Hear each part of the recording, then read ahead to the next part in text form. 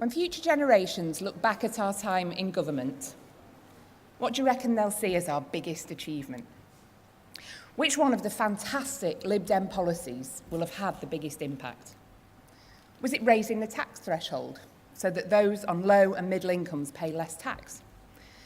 Was it increasing the education funding for those children from less well-off families through the Lib Dem pupil premium?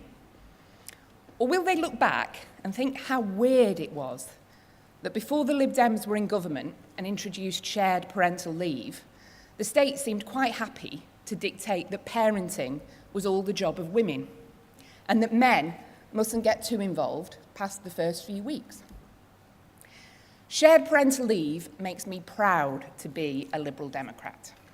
It's a policy which was decided upon by conference and implemented by Lib Dems in this government.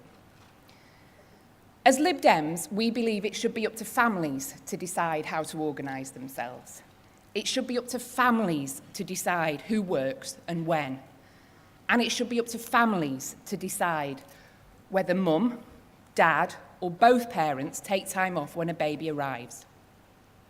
Now, I was at a hustings a little while ago on the subject of inequality, and a very earnest Tory was arguing that shared parental leave wasn't a good idea at all, because it meant that small businesses now had the extra uncertainty of dads wanting to take time off after having a baby.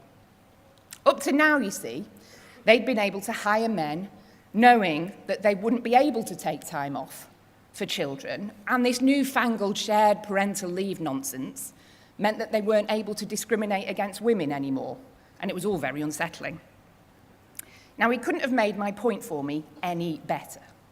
And for me, when it comes to our long-term impact, our fight for gender equality, and brilliant Lib Dem changes implemented in this government, you would go a long way to beat shared parental leave. And you'd go a long way to beat our next speaker, the minister who steered shared parental leave through its legislative hurdles, the Member of Parliament for East Dunbartonshire, Minister for Employment Relations and Consumer Affairs, Liberal Democrat Minister for Women and Equalities. It is with great pleasure that I present to you the extremely splendid Jo Swinson.